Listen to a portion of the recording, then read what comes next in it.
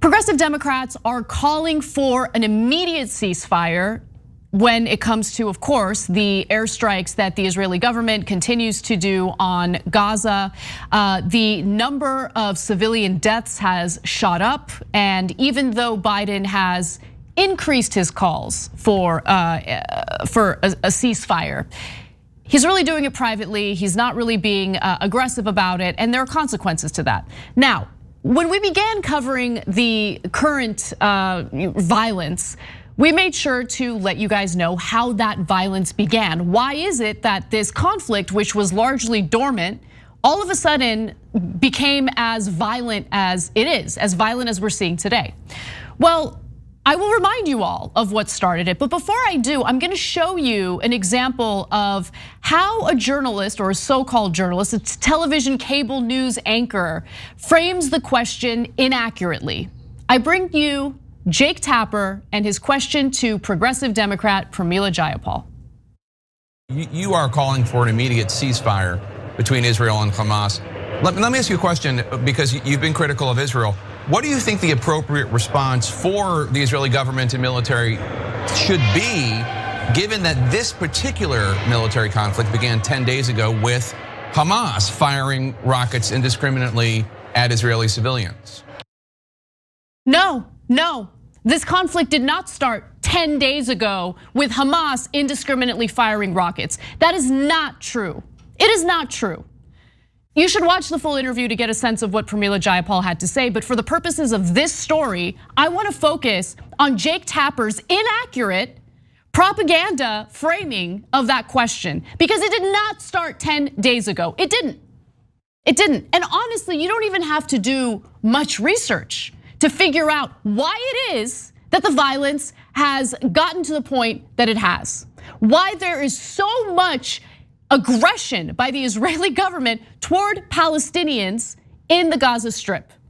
If you guys need me to remind you all, in fact, if Jake Tapper, a cable news anchor with unlimited resources, needs me, who works for an independent news show, to inform him about how this recent conflict started, I'll go ahead and do it. In fact, let me go ahead and rely on a mainstream media outlet to help me, to bolster the argument that I'm trying to make here. Let's hear what CBS News had to say about how this more recent conflict started. This all began almost a month ago when especially young Palestinians were angered by Israeli limits on Ramadan gatherings.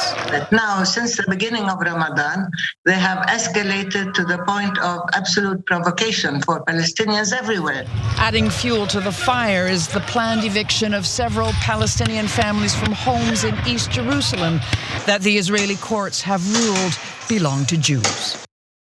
So this actually started a month ago, during the month of Ramadan, where Benjamin Netanyahu, who has failed to form a new government and is facing criminal corruption charges, decided to deflect from those issues to maintain power. And the way that he did it was by stoking tensions and essentially limiting the religious practices of Palestinians in Israel. That's what he did. That's how it started. And that report fails to mention that Israeli forces raided the Al-Aqsa Mosque several times. That's also a relevant portion of this story that was, so conveniently left out by Jake Tapper and the ridiculous framing of his question. So we need to be factual in how we cover this. Is Hamas firing rockets into Israel? Yes. Is that the same as what the Israeli government and the IDF is doing right now? No, both sides are not equal.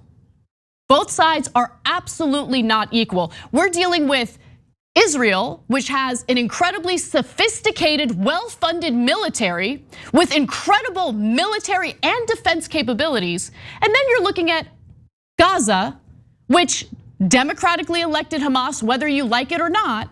And Hamas does not have the same military capabilities, it does not have the same weaponry, and it certainly doesn't have the same international support that Israel has. It doesn't have the same American support, that's for sure, that Israel has. So we need to call a spade. We need to be factual about what's happening on the ground. That framing was pure propaganda. It was a lie. I don't know if it was intentional. I don't know if it was a mistake, but what I do know is that what you see in that interview, in the framing of that question, is a continuation of this legacy media narrative of what's happening in Israel, in Gaza, in the West Bank. We need to stop pretending as if everything starts with aggression by Hamas. And the fact that Palestinian citizens of Israel are being evicted from the homes that they've lived in for decades, that's a relevant part of the story, isn't it? The fact that Jake Tapper just erased that reality in the framing of his question is telling. Thanks for watching The Young Turks, really appreciate it. Another way to show support is through YouTube memberships. You'll get to interact with us more. There's live chat emojis, badges. You've got emojis of me, Anna, John, JR. So those are super fun. But you also get playback of our exclusive member-only shows and specials right after they air. So all of that, all you gotta do is click that join button right underneath the video. Thank you.